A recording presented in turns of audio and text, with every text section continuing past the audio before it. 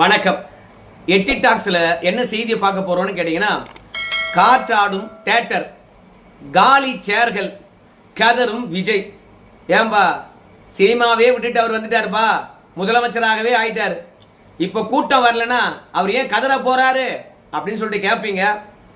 ஏற்கனவே தொடர்ந்து படம் நடிப்பதாக இருந்துச்சுன்னா, ஐயோ இந்த படம் பிளாப் ஆகி போச்சு, தியேட்டருக்கு ஆளே வரல, அடுத்தது நம்மளை யாரு நடிக்கிறதுக்கு கூப்பிடுவாங்க அப்படின்னு பயந்துகிட்டு வேணுமானால் காலி சேரையும் காற்றாடும் தியேட்டரையும் பார்த்து கதறலாம். அவர் முதலமைச்சராகவே ஆயிட்டாரு, இதுதான் அவருக்கு கடைசி படம். இந்த காலி சேரை பார்த்து அவர் ஏன் கதற போறாரு அப்படின்னு சொல்லிட்டு கேட்கலாம். ஆனா விஜய்க்கு ஒரு இலக்கு இருந்துதான், வரலாறு படைக்க வேண்டும் என்று நினைச்சாராம். ஆனா அது நிறைவேறவே இல்லையாமே. என்ன இலக்கு, என்ன வரலாறு? முதல் செய்தி. ரெண்டாவது, திருமாவளவன் அவர்களுக்கு ஒரு இனிப்பான செய்தியை மேடையிலே சொல்லிட்டு இருக்காங்க. ஒரே குஷி ஆயிட்டாரு. அப்படி என்ன செய்தியை மேடையிலே தெரிவித்தாங்க அப்படின்றது தான் ரெண்டாவது செய்தி. மூன்றாவது, தவேகாக்காரங்க தொடர்ந்து தப்பு பண்றாங்க, கட்சி விட்டு நீக்கிறாங்க, காவல்துறை நடவடிக்கை எடுக்குது, ஆனா திருந்துற பாடே இல்லைங்களே. ஏன் தவேகாக்காரங்க தொடர்ந்து இப்படி தப்பு பண்றாங்க? இந்த தப்பு பண்றதுக்கு எது காரணமாக அமையுது? எல்லாவற்றையும் விரிவாக அந்த வீடியோவில் பார்க்கலாம்.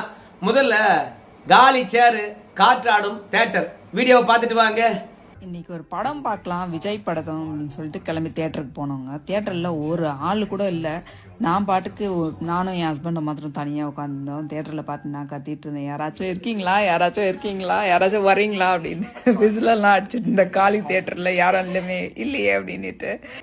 இது இன்னைக்கு எடுக்கப்பட்ட வீடியோ இல்ல, இது நேற்று எடுக்கப்பட்ட வீடியோ. அதாவது படம் ரிலீஸ் ஆகி மறாத நாளே இந்த வீடியோ எடுத்திருக்காங்க. கூட்டமே இல்லை. ஆனா இவங்களுடைய ஆசை என்ன? கூட்டத்துடன் கூட்டமாக உட்காந்து ஜனநாயகன் படத்தை பார்க்கணும் அப்படின்னு சொல்லிட்டு ஆசை. இவர்களுக்கு விஜய் ரொம்பவே பிடிக்குமா. ஆனா அங்க பார்த்தா தியேட்டர்ல யாருமே இல்லையா. 4 பக்கம் விசில் அடிச்சு பாக்குறாங்களாம், யாருமே இல்லையா.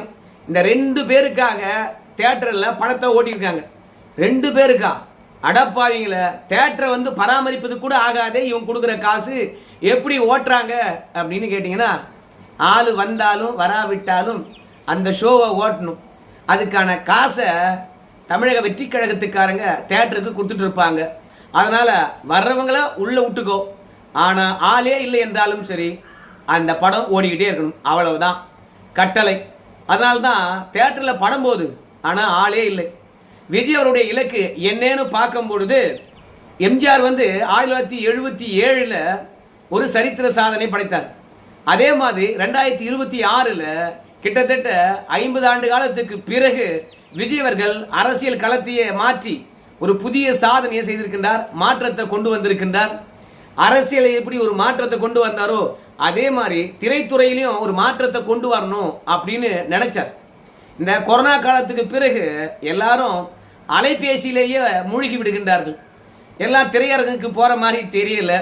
அதனால திரையரங்குகளை பொறுத்த வரைக்கும் ஒரு வாரம் ஓடினாவே போதும், லாப நஷ்ட கணக்கா பார்த்துடலாம், அதுக்கப்புறம் புதிய படம் அப்படின்னு சொல்லிவிட்டு இன்னைக்கு திரைத்துறையே ஒட்டுமொத்தமாக அழிவை நோக்கி போயிட்டு இருக்குது.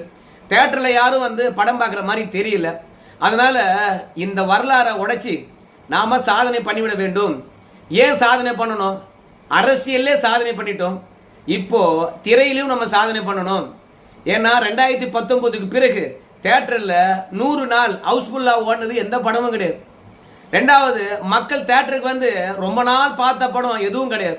ஜனநாயகத்தை அந்த மாதிரி கொண்டு போயிடணும் அப்படின்னு நினைச்சுதான் ஜனநாயகனுக்கு ஆட்கள் எல்லாம் சாரசாரியா போவாங்க அப்படின்றதுக்காக பெரிய பெரிய ப்ரொமோஷன்லாம் கொடுத்தாங்க. அதோட நம்ம அமைச்சர்லாம் போய் உட்காந்து தியேட்டர்ல அழுதெல்லாம் பார்த்தாங்க. அது மட்டும் இல்ல, விஜய் அவர்களை பொறுத்த வரைக்கும் ஒரு சென்டிமெண்டா ஒரு விஷயத்தை நம்பினார். இது விஜய் அவருடைய கடைசி படம் இருப்பதனால, முதலமைச்சராகவே இருப்பதனால எல்லாரும் தியேட்டர்ல பார்ப்பாங்க அப்படின்னு அவர் நினைச்சார். ஆனா நினைத்தவருக்கு ஏமாற்றம் தான் மிஞ்சிது. அதே மாதிரி 100 நாள் தியேட்டர்லயே ஓட்டுறோம், ஆட்கள் போறாங்க பாக்குறாங்க, தியேட்டருக்கு ஆள் வரமாட்டாங்க என்ற வரலாறைய மாத்திரம் அப்படின்னு நினைச்சாரு.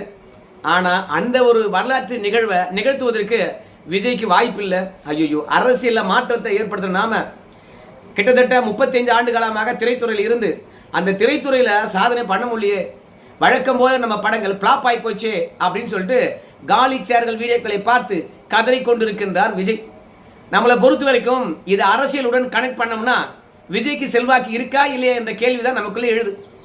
ஒருவேளை திமுக அதிமுக மீது இருக்கக்கூடிய வெறுப்பு காரணமாக ஒரு வாட்டி விஜய்க்கு ஏன் ஓட்டு போடக்கூடாது, மீண்டும் அதிமுக திமுக ஏன் ஓட்டு போடக்கூடாது அப்படின்னு சொல்லிட்டு இந்த முறை மாற்றத்துக்காக ஓட்டு போட்டாங்களா? விஜய் ஆட்சி சலிப்பை தருதா, அதனால தான் தேட்டர்ல வந்து விஜயை பார்க்கலையா அப்படின்ற எண்ணம் மட்டும்தான் நமக்குள்ள இருக்குதுங்க. மொத்தத்தில் ஜனநாயகனானது சாதனை படைக்கும் என்று நினைச்சாரு, கடைசியில் சறுக்கல் தான். அதுக்கப்புறம் திருமாவளவன் அவர்கள் இனிப்பான செய்தியை கண்டு மகிழ்ச்சி அடைந்த தருணம். வீடியோவை பார்த்துட்டு வாங்க. தமிழ் தேசியம் பற்றி எனக்கு முன்னர் பேசிய தலைவர்கள் விரிவாக பேசிவிட்டார்கள். நான் வந்திருப்பது பேசுவதற்காக என்பதை விட நிதியை பெறுவதற்காகத்தான் வந்திருக்கிறேன். வந்தவுடன் நல்ல செய்தியை சொன்னார்கள். முன்கூட்டியே ஒவ்வொருவரிடமிருந்தும் நாங்கள் நிதியை வாங்கி வைத்திருக்கிறோம். 10 லட்சத்திற்கு மேலான நிதி திரண்டு விட்டது. இன்னும் அதுபோல 2 மடங்கு திரட்டி தரவும் தயாராக இருக்கிறோம் என்று ஒரு நல்ல செய்தியை, இனிப்பான செய்தியை தோழர்கள் சொன்னார்கள். அப்படி என்றால் நீங்கள் வாங்காமல் இன்னும் பல தோழர்கள் தருவதற்காக காத்திருக்கிறார்கள். ஆகவே என் உரைக்கு பின்னர் நான் இருப்பேன் என்று சொல்லியிருக்கிறேன். திருமாவளவன் அவர்களை பொறுத்த வரைக்கும் தமிழ் தேசியத்தை பற்றி பேச வரலையாம். அவரு காசு எவ்வளவு கொடுப்பீங்க அப்படின்னு எதிர்பார்த்து வந்தாராம். காசு கொடுத்துட்டாங்களாம். இன்னும் நிறைய பேர் வந்து கொடுக்காம இருக்காங்களாம். அதுவே 20 லட்சத்தை தாண்டுமா, அதனால இருந்து வாங்கிட்டு போறேன் அப்படிங்கிறார். ஸோ மொத்தத்தில் தலைவனை பொறுத்த வரைக்கும் கொள்கை பேச வரல, அங்க இருக்கின்ற ஏழை மக்களை அரசியல் மையப்படுத்த வரல, காசுக்காக தான் வந்திருக்காரு பொழுது. இதே மாதிரி ஒவ்வொரு மேடையில வந்து பாத்தீங்கன்னா காசை கலெக்ஷன் தான் பண்றாரு. இப்படி காசை கலெக்ஷன் பண்ணிட்டு போயிட்டு என்ன பண்ண போறான்னு தெரியல. சிம்பிள், உளுந்தூர் பேட்டையில வந்து தமிழ் தேசிய மாநாடு போட போறாராம். அதுக்காக தான் இந்த அளவுக்கு காசை கலெக்ஷன் பண்ணிட்டு இருக்கின்றாரா. இப்படி காசை கலெக்ஷன் பண்ண வந்த திருமாவளவன் அவர்கள் மேடையில் ஏதாவது பேசினாரா? ஏன்னா காசு மட்டும் கேட்டு வாங்கிட்டு போயிட்டு அங்க இருக்கின்ற மக்களை பொறுத்த வரைக்கும் குஷியா இருக்க மாட்டாங்களே. காசு கொடுக்குறோம் எதாவது பேசினேன்னு கேட்பாங்கல்ல. ஆனா அங்க இருக்கிறவங்க மகிழ்ச்சி அடைகின்ற அளவுக்கு பாமகவை வச்சு செஞ்சாரு, திமுகவை வச்சு செஞ்சாரு. பாமகவை எப்படி வச்சு செஞ்சாரு என்று பார்க்கும்போது இந்த விசிகாவை டாக்டர் ராமதாசும் அன்புமணி ராமதாசும் என்ன பெயரை சொல்லி அழைப்பாங்கன்னு கேட்டீங்கன்னா பஞ்சு மிட்டாய் அப்படின்னு சொல்லி அழைப்பார்களாம். ஏன் பஞ்சு மிட்டாய் என்று சொல்லி அழைப்பார்கள் என்று பார்க்கும்பொழுது இந்த பஞ்சு மிட்டாய் தான் பெருசா புஷ்ஷுன்னு சுத்தி கொடுப்பாங்க. ஆனா அப்படி நுறுக்கணும்னா சின்னதா போயிடும். அதே மாதிரி தான் விசிகா பொறுத்த வரைக்கும் பெருசா இருக்கிற மாதிரி தெரியும். ஆனா அவங்க கிட்ட தொண்டர்களோ நிர்வாகிகளோ இருக்க மாட்டாங்க. ஆனா பெருசா இருக்கிற மாதிரி காட்டிக்குவாங்க. அதனால தான் விசிகா போன்ற கட்சிகளை பஞ்சு மிட்டாய் கட்சி என்று சொல்லுவாங்களாம். ஆனா இன்னைக்கு அது பஞ்சு மிட்டாயா இல்ல யானையா அப்படின்னு அவங்க புரிஞ்சுக்குவாங்க. ஏன்னா இன்னைக்கு நாம அங்கீகாரம் பெற்ற கட்சியா இருக்கிறோம், பெரிய கட்சியா இருக்கிறோம். ரெண்டாவது எந்த மேடையில் ஏறினாலும் சரி, நம்ம அருண் ஐபிஎஸ் இருக்கா தெரியுமா, லஞ்ச ஒழிப்புத்துறைக்கு இந்த தவேகா கவர்மெண்ட் போட்டுச்சு. ஆனா நம்ம திருமாவளவன் அவருடைய ரெக்கமெண்டேஷன் காரணமாகத்தான் அருண் அவர்களை வந்து லஞ்ச ஒழிப்புத்துறைக்கு இயக்குனராக போட்டாங்க அப்படின்னு பேச்சு அடிபட்டது. ஆனா திருமாவளவனை பொறுத்த வரைக்கும் நான் சொல்லியா போறாங்க இந்த கவர்மெண்ட்ல, நான் டாக்டர் ராமதாஸ் எந்த கூட்டணி இருக்கின்றாரோ அது ஆட்சி கட்டலுக்கு வந்துட்டா உடனடியாக எங்க ஆட்களை இங்க போடு அங்க போடுன்னு சொல்லுவாரு. இல்லையா ஓய்வு பெற்ற ஐஏஎஸ் ஐபிஎஸ் அதிகாரிகள் வந்து டாக்டர் ராமதாஸுக்கு பின்னாடி வந்துருவாங்க. அதெல்லாம் சாதிய மனப்பான்மை. நமக்கு அப்படி ஒரு சாதிய மனப்பான்மையே கிடையாது. நம்ம அருண் ஐபிஎஸ் அவர்கள்லாம் வந்து பாத்தீங்கன்னா அங்க போடு இங்க போடுன்னு சொல்லிட்டு சாதி ரீதியா யார்கிட்டையும் கேட்கவே இல்லை. ஆனா முட்டா பசங்க நம்மளுடன் தொடர்பு படுத்துகின்றார்கள். நம்ம சொல்லி கேட்கிற அளவுக்கு தானே விஜய் இருக்கிறாரு அப்படின்னு சொல்லிட்டு அங்கேயும் பாமகவை சீண்டினார். அப்புறம் திமுகவை நோக்கி போனாரு. திமுக வெற்றி பெற்றிருப்பது நம்மளால மட்டும்தான். திமுகவுக்கு 100 ஓட்டு விழுந்திருக்குன்னா அதுல 40 ஓட்டு நம்ம ஓட்டு. திமுகவுடைய பாரம்பரிய வாக்கு வங்கியானது தவேகா போயிடுச்சு. தலித் மக்கள் திமுக ஓட்டு போடுவாங்க, நம்மளால ஓட்டு போட்டிருக்காங்க. ஆனா உண்மையா திமுக போடுகின்றவங்க போடல. இஸ்லாமியர்கள் திமுக ஓட்டு போடுவாங்க. கிறிஸ்துவர்களை பொறுத்த வரைக்கும் 100% விஜய்க்கு போட்டாங்கன்னு வச்சுங்களேன். அதனால திமுகவுடைய பாரம்பரிய வாக்கு வங்கியானது இந்த முறை விழல. ரெண்டாவது ஓபிசிகளை பொறுத்த வரைக்கும் திமுக பக்கம் திரும்பி கூட பார்க்க மாட்டாங்க. இந்த முறை திரும்பி கூட பார்க்கல. ஆனா வெற்றி பெற்றிருக்காங்கன்னா நம்ம வாக்கு விழுந்துதான். நம்முடைய 40% வாக்குகள் மட்டும் திமுக விழலன்னு வச்சுங்களேன், அவ்வளவுதான், சோழி முடிஞ்சிடும். ஆனா திமுக போன்ற கட்சிகள்லாம் வந்து விசிகா கரைஞ்சு போச்சு. விசிகா பொறுத்த வரைக்கும் இன்னைக்கு தவேகால போய் இணைந்திருந்தாலும் தவேகாவில் தொண்டர்லாம் போய் சேர்ந்துட்டாங்க. இப்போ நம்ம திமுகவுடன் இருந்தோம்னா நம்மளுக்கு தொண்டர் இல்லாத ஒரு இயக்கமாக தெரிஞ்சிடும். அதனால நம்முடைய தொண்டர்கள் எங்க போயிருக்காங்களோ அங்கேயே போய் சேரலாம் அப்படின்னு சொல்லிட்டு நம்மள பலவீனப்படுத்துறாங்களாம். ஆளே இல்ல விசிகாவில், அவனுக்கு ஏன் இவ்வளவு முக்கியத்துவம் அப்படின்னு திமுக காரங்க வந்து விஜய்க்கு வந்து போட்டு கொடுக்குறாங்களாம். திருமாவளவன் சொல்றதெல்லாம் கேட்காதீங்க, நீங்க அந்த ஆளுக்கு ஆதரவே கிடையாது, அதிகமான தொகுதி கொடுத்துட்டு போறீங்க அப்படின்னு நம்மளை வந்து டீக்ரேட் பண்றாங்களாம். திமுக காரனுக்கு இதே வேலை தான். ஆனா திமுக 135 இடங்கள் வெற்றி பெற்றது. ஆனா இப்ப எத்தனை இடங்கள் வெற்றி பெற்றிருக்குது? வெறுமனே 54 இடங்கள் தான் வெற்றி பெற்றிருக்கு. அதிமுக 66 இடங்கள் வெற்றி பெற்றது. இப்ப எவ்வளவு? 47 இடங்கள் தான் வெற்றி பெற்றது. அதே மாதிரி பாஜக 11% வாக்கு வச்சிருந்துச்சு, இப்போ 2.5% வாக்கு வச்சிருக்குது. அதே மாதிரி நாம் தமிழர் கட்சியானது 8.5% வாக்கு வச்சிருந்துச்சு, இப்போ 4% வாக்கு வச்சிருக்காங்க. இவங்கெல்லாம் வாக்கு சதவீதம் குறைஞ்சு போய் வெற்றி வாய்ப்பை இழந்து போய் மூலையில முடங்கி இருக்கும்போது விசிகா மட்டும்தான் 5 போயின்னு சொல்லிட்டு அள்ளி விடுறாங்க. ஏன்டா இவனுக்கு இவ்வளவு பெரிய மதிப்பு மரியாதையா அப்படின்ற பொறாமை காரணமாக இவங்க வளர்ந்து விடக்கூடாது என்பதற்காக டீகிரேட் பண்றாங்க, நம்ம மீது அவதூறு பரப்புறாங்க அப்படின்னு திமுக காரனை தான் வச்சு செஞ்சாரு. இந்த மாதிரியான விஷப்பாம்புக்கு தான் இத்தனை ஆண்டு காலமாக திமுக பால் ஊத்திட்டு இருந்திருக்க போல இருக்குது. திமுக படுதோல்வி அடைந்ததும் அவனுடைய வாக்கு வங்கி இல்லாம போனதும் நாம சொன்னா கோச்சுக்குவாங்க. கூட்டணியில் இருந்த திருமாவளவன் அவர்களே வந்து திமுக இனிமே எழுந்து வருமா அப்படின்னு சந்தேகப்பட்டு கேள்வி கேட்கிறார். அந்த அளவுக்கு படுதோல்வி அடைந்திருக்கிறது, வாக்கு வங்கி போயிடுச்சு, கூட்டணி இல்லைன்னா ஜெயிக்குமா அப்படின்னு கேள்வி கேட்டிருக்காரு. இதெல்லாம் திமுக தான் வந்து மறு பரிசீலனை செய்யணும். அதற்கு பிறகு தவேகாவுடைய மாவட்ட செயலாளர், ராணிப்பேட்டை மேற்கு மாவட்டம் என்று நினைக்கின்றேன், அவர் பேர் விஜய் மோகன். அவரு தவேகாவுடைய பெண் நிர்வாகி கிட்ட தவறா நடந்துகிட்டு இருக்காரு. அந்த அம்மா போலீஸ் ஸ்டேஷன்ல போயிட்டு கதறோன்னு கதறி இருக்குது. என்ன நடந்தது என்று பார்க்கும் பொழுது இந்த அம்மா தவேக கட்சியில இணையணும்னு நினைச்சிருக்காங்க. அதே மாதிரி மாவட்ட மகளிர் அணி தலைவி போஸ்டிங் வேணும் அப்படின்னு இந்த மாவட்ட செயலர்கிட்ட கேட்டிருக்காங்க.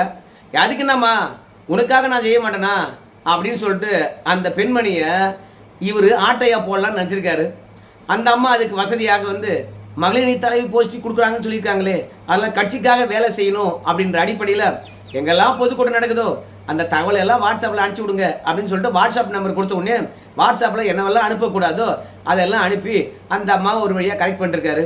கடைசியில் கட்சி ஆட்சிக்கு வந்துச்சு, இந்த அம்மாவை கழட்டி விட்டாங்க. இப்போ அந்த அம்மாவை பொறுத்த வரைக்கும் கட்சியில் எந்த ஒரு முக்கிய பொறுப்பும் இல்லை. ரெண்டாவது தப்பாக வேற நடந்துக்கிட்டான், இதெல்லாம் வீட்டுக்கு வேற தெரிஞ்சு போச்சு. இப்போ வீட்டில் இருக்கிறவங்களாம் பிரச்சனை பண்ணுறாங்க. இப்போ மாவட்ட செயலர்கிட்ட வந்தா நீ எங்கே ஒன்றாலும் போய் முறையிட்டுக்க, என்னால் ஒன்றும் பண்ண முடியாது அப்படின்னு சொல்லிட்டு இந்த அம்மா கிட்ட வாய் ஜாப்டால் காட்டியிருக்காரு இந்த ராணிப்பேட்டை மேற்கு மாவட்ட செயலாளர் விஜய் மோகன். உடனடியாக அந்த அம்மா போயிட்டு ராணிப்பேட்டை சட்டமன்ற உறுப்பினர் தகிரா கிட்ட போய் சொல்லியிருக்காங்க. தகிரா பொறுத்த வரைக்கும் பிரச்சனை எல்லாம் கேட்டுட்டு மாவட்ட செயலர்லாம் அழைத்து இந்த சுமூகமாக போங்க, நம்ம கட்சிக்கு தான் பிரச்சனை அப்படின்னு சொல்லிட்டு பழைய ஃபோட்டோக்கெல்லாம் டெலீட் பண்ணுங்க அப்படின்னு சொல்லிவிட்டு ஃபோட்டோலாம் டெலீட் பண்ணிட்டு சகஜமாக எல்லாம் பிரிஞ்சு போயிருக்காங்க. அதுக்கப்புறம் தொடர்ந்து வந்து மிரட்டிக்கிட்டே இருக்கிறாரா இந்த மாவட்ட செயலாளர்.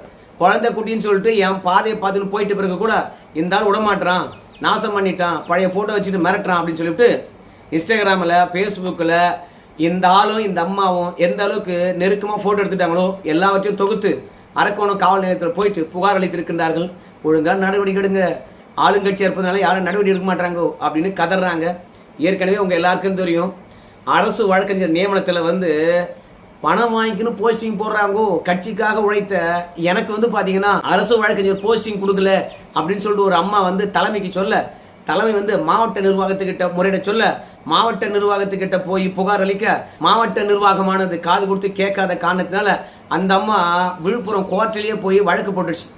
என்னங்க, அதிமுக திமுகவில் இருக்கிறவங்களுக்கு வந்து காசு வாங்கின்னு அரசு வழக்கறிஞரை நியமிச்சிருக்காங்க, ஆனால் கட்சிக்காக உழைச்ச என்னை வந்து அரசு வழக்கறிஞரை நியமிக்கல, அதனால விஜய் மற்றும் புஷியானந்த் அவர்கள் மீது நடவடிக்கை எடுக்கணும் அப்படின்னு கேஸ் போட்டாங்க. இதை தெரிந்த பிறகு கட்சி விட்டு அந்த அம்மாவை நீக்கிட்டாங்க. அதே மாதிரி தான் ஸ்ரீவைகுண்டம் சட்டமன்ற உறுப்பினர், அங்கிருந்த ஒரு கட்சி பெண் நிர்வாகிக்கு பாலியல் வன்புணர்வு, எம்எல்ஏ கிட்ட போய் சொல்றாங்க. தலைமை வரைக்கும் நான் சொல்லிட்டுமா, நீ கம்னுருமா பார்த்துக்கலாம் அப்படின்னு அந்த எம்எல்ஏ வந்து சமாதானம் பேச, உடனடியாக தலைமையிலிருந்து எந்த விதமான நடவடிக்கை எடுக்கல. பொறுத்துந்து பார்த்து கடைசியில் அந்த அம்மா போய் புகார் அளிக்க, பிறகு ஸ்ரீவைகுண்டம் சட்டமன்ற உறுப்பினருக்கு பெரிய சிக்கல்.